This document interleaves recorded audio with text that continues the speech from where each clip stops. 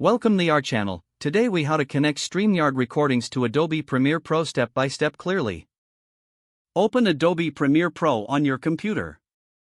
Create a new project by selecting New Project from the main menu. Name your project and choose the desired location for saving it.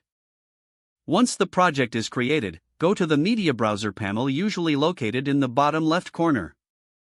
In the Media Browser, navigate to the folder where your StreamYard recordings are saved. Select the recorded video files you want to import into Premiere Pro. Right-click on the selected files and choose Import, or simply drag and drop them into the Project panel. Locate the imported files in the Project panel, which is typically on the upper left side of the screen. Drag your video files from the Project panel onto the timeline at the bottom of the screen. Adjust the clips in the timeline according to your desired sequence.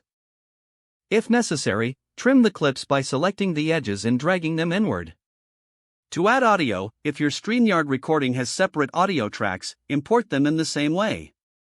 Drag the audio files onto the audio tracks in the timeline, aligning them with the video as needed.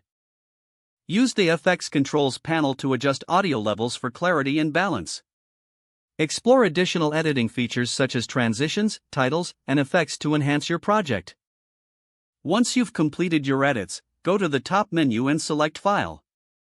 From the drop-down, select Export and then choose Media to choose your desired export settings in the export window that appears.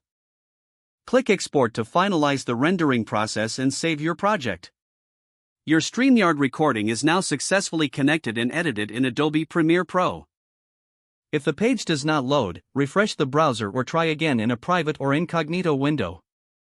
Make sure you are using the correct email address, then retype it carefully to avoid small typos. If your password is not accepted, use the reset option and create a new strong password you can remember. Check your spam folder for verification or security emails, then complete any requested confirmation steps. Enable two-factor authentication if available to improve account security and reduce unauthorized access risk. After signing in, review your profile details so your contact information and settings are accurate and current. If you see an error message, note it down and try again after restarting your device and internet connection. Log out when you finish, especially on shared devices, to keep your account and payment information secure. If the page does not load, refresh the browser or try again in a private or incognito window. Don't forget to like this video and subscribe to our channel for more step-by-step tech guides.